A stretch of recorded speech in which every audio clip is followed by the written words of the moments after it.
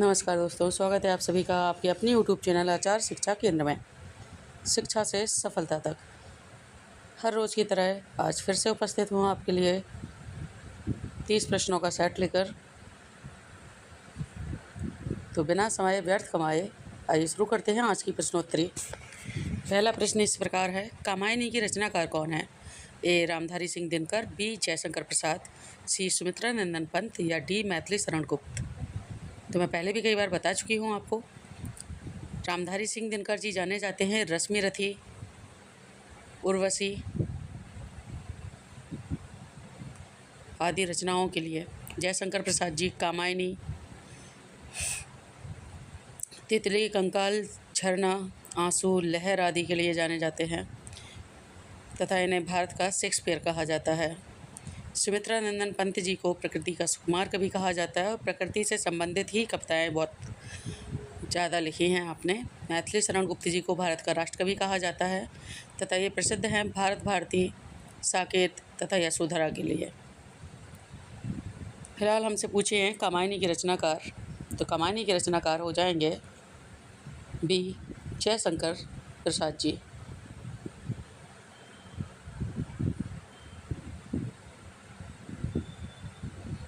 चलते हैं अगले प्रश्न पर। सरोज स्मृति के रचनाकार कौन हैं? ए. सूर्यकांत त्रिपाठी निराला, बी. महादेवी वर्मा, सी. रामधारी सिंह दिनकर और डी. हरवंश राय बच्चन। तो देखिए, रामधारी सिंह दिनकर जी के बारे में तो मैंने आपसे अभी बात की थी, तो इनको छोड़कर बाकी सबकी बात कर लेते हैं। सरोज स्मृति के रचनाकार हैं सूर्यकांत त्रिपाठी निराला। इनकी पुत्री का नाम सरोज था। ये एक शोक की कविता है जो इन्होंने अपनी पुत्री के देहावसान के बाद लिखी थे। महादेवी वर्मा प्रमुख रूप से यामा, नीरजा, निहार आदि रचनाओं के लिए जानी जाती हैं तथा हरवंश राय बच्चन जी को जाना जाता है मधुबाला, मधुशाला, मधुकलश आदि रचनाओं के लिए। चलते हैं अगले प्रश्न पर। यामा किसकी कृति है? लीजिए, अभी मैंने आंसर दिया था आपको, पिछले प्रश्न में ही मैंने आंसर दिया था आपको, पिछले प्रश्न में ही उत्तर दे चुकी हूँ। ए. महादेवी वर्मा, बी. सुभद्रा कुमारी चौहान, सी. मन्नू भंडारी या डी. कृष्णा सोबती। तो ए. महादेवी वर्मा जी हैं यामा की रचयिता, बी. सुभद्रा कुमारी चौहान जी हैं झांसी की रानी की रचयिता तथा वीरों का कैसा हो बसंत। मन्नू भंडारी जी का एक नाटक बहुत प्रसिद्ध है, आपने सुना हो, आपका बंटी। कृष्णा सोबती जी की रचना की बात करेंगे किंतु अभी नहीं। चलते हैं अगले प्रश्न पर। अगला प्रश्न है, पल्लव के रचनाकार कौन हैं? तो मैंने आपको बताया था कि कवि हैं जिनको प्रकृति का सुकुमार कवि कहा जाता है तथा जो प्रकृति से संबंधित रचनाएं लिखते हैं। पल्लव कहते हैं फूल को, और फूल अर्थात प्रकृति का एक बहुत ही सुंदर उपहार, प्रकृति का बहुत ही सुंदर उपहार जिसे हम फूल कहते हैं। और प्रकृति के सुकुमार कवि कौन है? सुमित्रा नंदन पंत जी, अर्थात पल्लव इन्हीं का काव्य संग्रह है। निराला जी की अभी हमने पढ़ी थी सरोज स्मृति, और दिनकर जी को आप जानते हैं रश्मि रथी, उर्वशी के लिए। चलते हैं अगले प्रश्न पर। भारत भारती के रचनाकार हैं, इनको भी मैं बता चुकी हूँ आपको। भारत भारती के रचनाकार कौन है?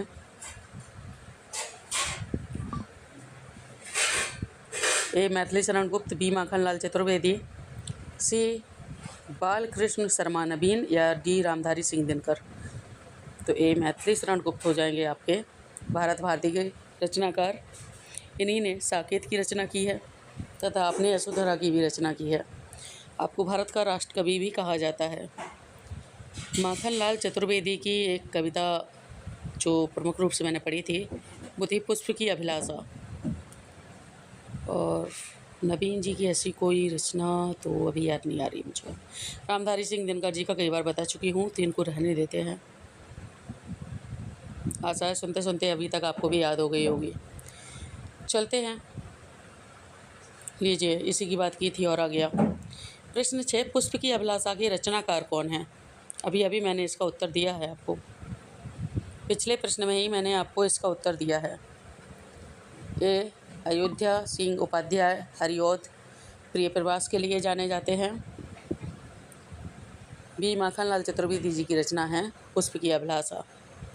शायद कविता भी आपने कभी सुनी होगी, चाहे नहीं मैं सुरवाला की केसों में गूंथा जाऊं। बड़ी सुंदर कविता है। सी दिनकर जी हैं, रश्मि रथी उर्वशी के लिए प्रसिद्ध हैं। डी बच्चन साहब, हरबंस राय बच्चन जी, मधुबाला, मधुशाला, मधुकलश, निशा निमंत्रण आदि रचनाओं के लिए प्रसिद्ध हैं। चलते हैं अगले प्रश्न पर। उर्वशी की रचनाकार हैं, ठीक अभी बताया था मैंने, तो अब मैं नहीं बताऊंगी, टिक कीजिए। सही उत्तर पर निशान लगाइए। ए रामधारी सिंह दिनकर, बी जयशंकर प्रसाद, सी सूर्यकांत त्रिपाठी निराला या डी सुमित्रा नंदन पंत। इनमें से कौन है उर्वशी के रचनाकार? उत्तर दीजिए। और ये हैं ए रामधारी सिंह दिनकर। मधुशाला किसकी प्रसिद्ध कृति है? ये भी मैंने अभी बताया था आपको, अभी बताया था, देर भी नहीं हुई है। ये हरबंस राय बच्चन की बताया था। हालाबाद के जनक कहे जाते हैं आप। मधुबाला, मधुशाला, मधुकलश, निशा निमंत्रण, नील का निर्माण फिर जैसी इनकी रचनाएं हैं। नीलकमल में कौन सा समास है? ए द्वंद्व, बी कर्मधारय, सी बहुव्रीहि या डी अव्ययीभाव। तो सबसे पहले तो मैं हमेशा कहती हूँ संधि करो, समास करो, कुछ भी करो, विग्रह करके देख लो, विच्छेद करोगे पता चल जाएगा। यदि नील कमल का आप विग्रह करते हैं तो क्या आ जाएगा? सामासिक विग्रह करेंगे तो क्या आएगा? नीला है जो कमल अथवा नीला है कमल जो। कमल कैसा है? नीला है। नीला क्या है? कमल है, अर्थात विशेषण विशेष का जोड़ा आया है। और यदि विशेषण विशेष का जोड़ा आता है तो समास हमारा कर्मधार हो जाएगा। यदि विलोम शब्द आ जाते तो द्वंद्व हो जाता। यदि तीसरा पद प्रधान होता, कोई विशेष व्यक्ति विशेष, कोई देवता आदि रहते तो बहुव्रीहि समास हो जाता। यदि अव्यय आ जाता तो अव्ययी भाव हो जाता। किंतु क्या आया? विशेषण विशेष का जोड़ा, उपमेय उपमान का जोड़ा, जहाँ पे आए कर्मधारय हो जाता है। चलते हैं अगले प्रश्न पर। राजपुत्र में कौन सा समास है? वही एक बात जो मैं हमेशा कहती हूँ, विग्रह करके देखिए। सामासिक विग्रह करेंगे तो क्या हो जाएगा? राजपुत्र अर्थात राजा का पुत्र। तो पुत्र किसका है? राजा का है। यदि राजा है, राजा का पुत्र है, तो राजा और पुत्र के बीच में क्या संबंध है?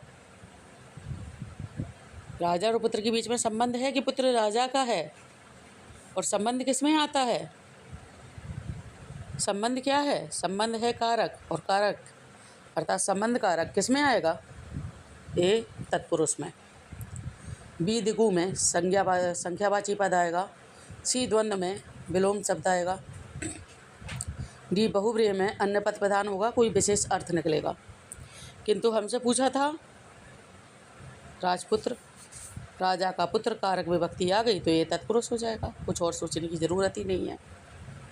यथाशक्ति में कौन सा समास है? ए कर्मधारय, बी अव्ययी भाव, सी तत्पुरुष या डी द्वंद्व। यथाशक्ति का विग्रह करेंगे तो होगा शक्ति के अनुसार। यथा शब्द क्या है यहाँ पे? यथा शब्द एक उपसर्ग है, और जिसमें उपसर्ग लग जाए दोस्तों वो कौन सा समास हो जाएगा?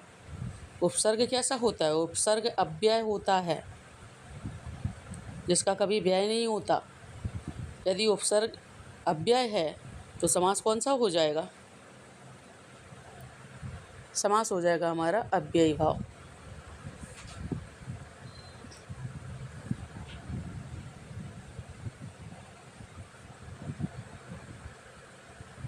समास हो जाएगा अव्ययी भाव समास। चलते अगले प्रश्न पर। माता पिता में कौन सा समास है? ए दिगु, बी तत्पुरुष, सी द्वंद्व या डी बहुव्रीहि। बताइए जल्दी से, आंसर कमेंट में कीजिए। आंसर को कमेंट करिए। माता पिता में कौन सा समास है? ए दिगु, बी तत्पुरुष, सी द्वंद्व या डी बहुव्रीहि।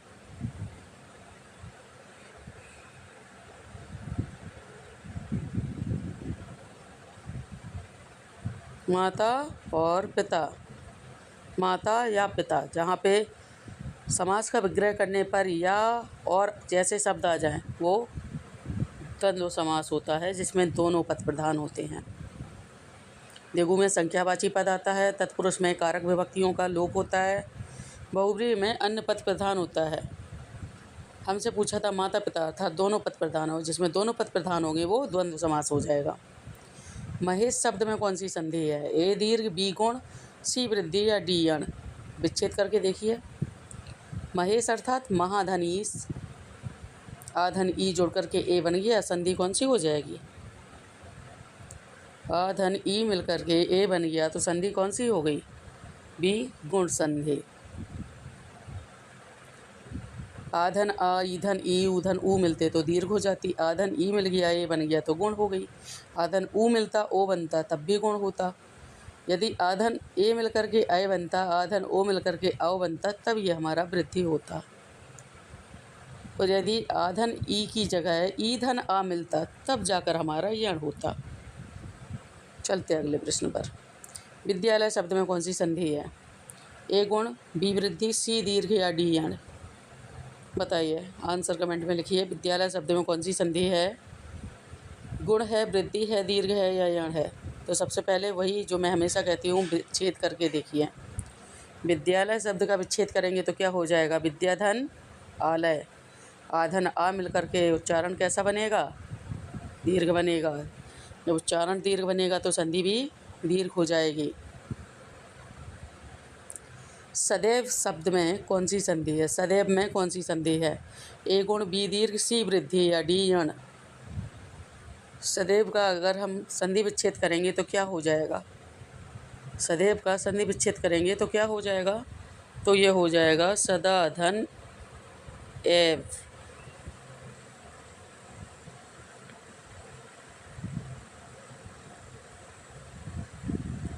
सदा धन एव। और यदि सदाधन एव हो गया तो आधन ए मिलकर के क्या बनेगा? आधन ए मिलकर के ए बनेगा, अर्थात वृद्धि संधि होगी।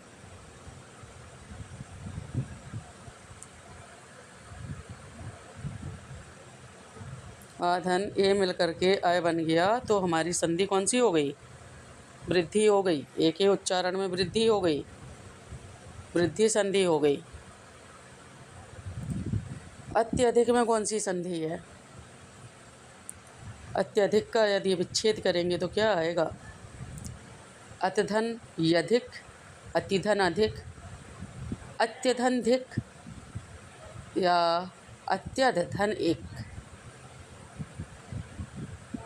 कौन सी संधि आएगी? ए गुण, बी यण, सी वृद्धि या डी दीर्घ? तो देखिए, अत्यधिक का विच्छेद होगा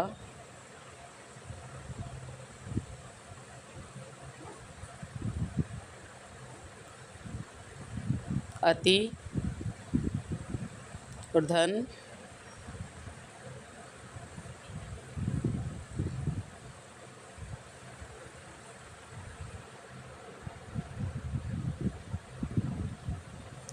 अधिक। अतिधन अधिक हो गया, ईधन आ मिल गया। ईधन आ मिल गया तो कौन सी संधि हो जाएगी?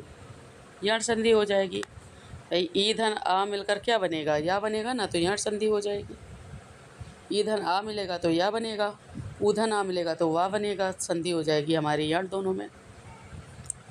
राम ने आम खाया वाक्य में ने किस कारक का चिन्ह है?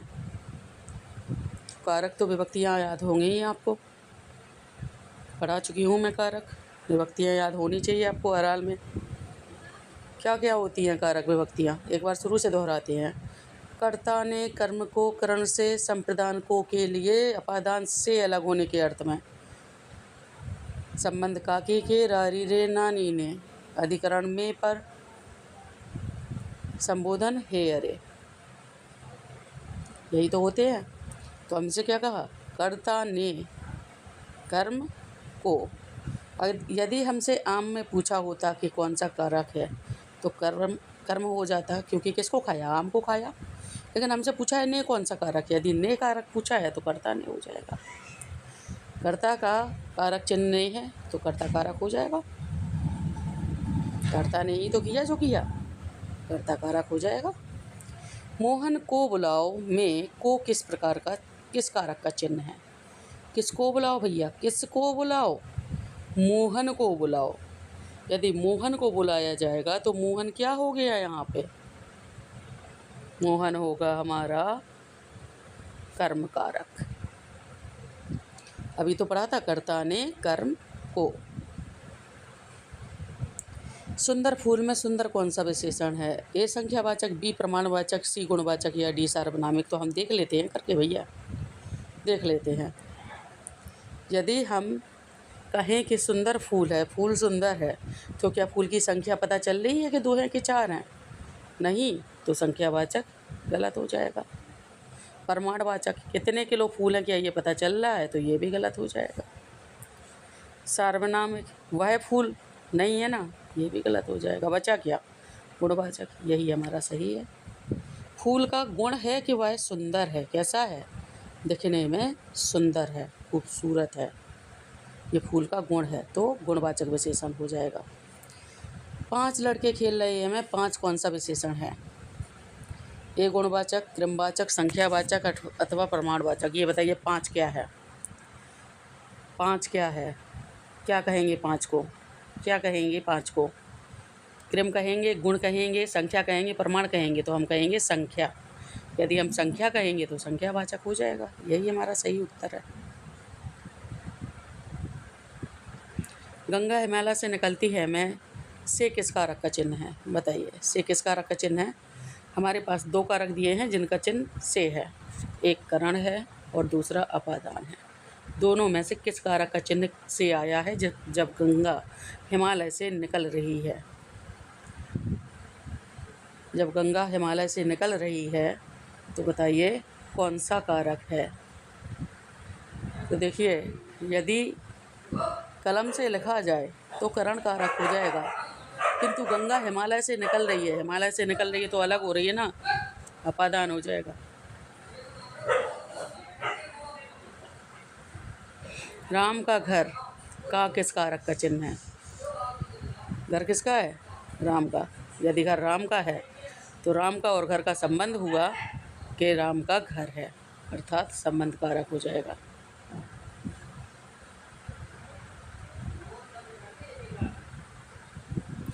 मुख चंद्रमा के समान सुंदर है में कौन सा अलंकार है? तो देखिए, मैं हमेशा कहती हूँ, करके देखो, मुख कैसा है? चंद्रमा के समान है। चंद्रमा के समान है, मुख चंद्रमा नहीं है। मुख को चंद्रमा नहीं कहा गया है, मुख को चंद्रमा की उपमा दी गई है। तो यदि उपमा दी गई है तो अलंकार उपमा हो जाएगा।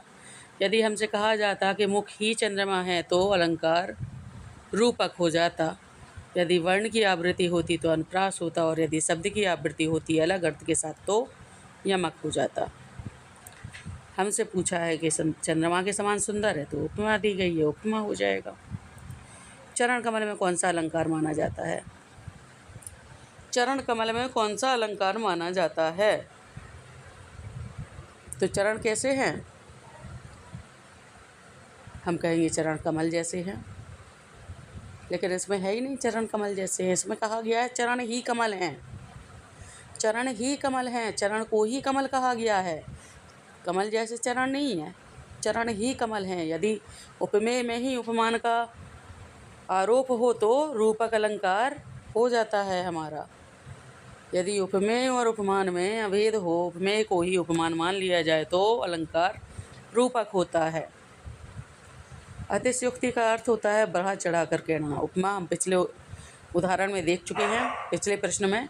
जहाँ पे उपमा दी जाए वहाँ पे उपमा अलंकार होता है, जहाँ पे उपमा ना दी जाए, दोनों को एक ही बता दिया जाए, सिद्ध कर दिया जाए, रूपक हो जाएगा। किसी बात को बहुत ही बढ़ा चढ़ा कर कहा जाए तो अतिशयोक्ति हो जाएगा। और यदि वर्ण की आवृत्ति होती है, बार बार एक ही वर्ण आता है तो अनुप्रास हो जाएगा। चारु चंद्र की चंचल किरणें में कौन सा अलंकार है? तो हम पढ़ के देख लेंगे भैया। चारु, चंद्र, चंचल, कौन सा वर्ण आया? चावर्ण। यदि चावर्ण बार बार आया है तो हम क्या कहेंगे? चावर्ण की आवृत्ति हुई है। चावर्ण एक बार से अधिक आया है, चावर्ण की आवृत्ति हुई है। और जब वर्णों की आवृत्ति होती है तो अलंकार अनुप्रास होता है। उपमा नहीं दी गई है, उपमेय में उपमान का अभेद नहीं है, तथा एक ही शब्द के अलग अलग अर्थ नहीं हैं। एक ही शब्द के अलग अर्थ होते हैं श्लेष अलंकार में। हमसे कहा गया चारु चंद्र की चंचल किरणें, अर्थात चारु चा, चंद्र चा और चंचल चा एक ही वर्ण की आवृत्ति हुई है तो अनुप्रास अलंकार हो जाएगा। वीरों का कैसा हो वसंत में प्रमुख रस कौन सा है? बताइए क्या पूछा है आपसे, किसका वसंत पूछा है? वीरों का। और यदि वीरों की बात करिएगा तो रस भी हमारा वीर ही हो जाएगा। करुण श्रृंगार हास्य कोई नहीं होगा। करुण तब होता जब कोई शोक की बात होती, श्रृंगार तब होता जब किसी के श्रृंगार का वर्णन किया जाता, सुंदरता का वर्णन किया जाता। हास्य तब होता जब कोई ऐसी बात आती जिससे आपको हंसी आ जाए। वीरता की बात की गई है तो वीर रस के अलावा कुछ और हो ही नहीं सकता। करुण रस का स्थायी भाव क्या है दोस्तों? तो करुण रस का स्थायी भाव होता है, कई बार बता चुकी हूँ, एक बार फिर से बता देती हूँ। ए उत्साह वीर रस का स्थायी भाव है। बी शोक करुण रस का है। सी रति अर्थात प्रेम श्रृंगार रस का है तथा डी क्रोध रौद्र रस का भाव है। हमसे पूछा है करुण का, बी शोक हो जाएगा। हास्य रस का स्थायी भाव क्या है? हास्य रस का स्थायी भाव होती है हंसी, जिसे शुद्ध हिंदी में हम कहेंगे हास, ये वाला हास। शोक होता है करुण रस का, जो कि अभी हमने किया था। निर्वेद होता है शांत रस का तथा उत्साह होता है वीर रस का। हिंदी को संघ की राजभाषा के रूप में किस अनुच्छेद में वर्णित किया गया है? जब बात करेगा राजभाषा की, किसकी बात करेगा? राजभाषा की, तो अनुच्छेद 344 हो जाएगा, 343 हो जाएगा। जब बात करेगा राजभाषा की तो 343 हो जाएगा। बात करेगा भाषा की आयोग की तब हमारा 344 होगा। बात करेगा भाषा के विकास की तो 351 हो जाएगा। और ये रहा आज की श्रृंखला का अंतिम प्रश्न। भारतीय संविधान के किस अनुच्छेद में हिंदी भाषा के विकास के लिए निर्देश दिया गया है? अभी मैंने बताया था कि यदि भाषा के विकास की बात करेगा तो अनुच्छेद 351 हो जाएगा। और आज की प्रश्नोत्तरी होती है यहीं पे समाप्त। अभी आपके लिए 2 बोनस प्रश्न जिसके आंसर आपको कमेंट में देने हैं। निराशा का विलोम शब्द है। ए आशा, बी प्रसन्नता, सी उत्साह या डी विश्वास? आंसर कमेंट में लिखिए। जिसका कोई शत्रु ना हो उसके लिए एक शब्द बताना है। ए अजात शत्रु, बी निरपराध, सी निसंतान और डी अनाथ। अपने आंसर कमेंट में लिखें तथा यह भी बताएं आपने कितने प्रश्नों के सही उत्तर दिए हैं। मिलते हैं अगली वीडियो में। हाँ भैया, वीडियो को लाइक करें, शेयर करें अपने दोस्तों के साथ तथा चैनल को सब्सक्राइब करके बेल आइकन, वीडियो को लाइक करें, शेयर करें अपने दोस्तों के साथ तथा चैनल को सब्सक्राइब करके बेल आइकन को प्रेस करना ना भूलें। ऐसी और वीडियोज़ आपको अवैध रूप से मिलती रहेंगी बिना रुकावट के। चैनल को सब्सक्राइब कर लीजिए। मिलते हैं नेक्स्ट वीडियो में, तब तक के लिए स्वस्थ रहिए और मस्त रहिए। नमस्कार।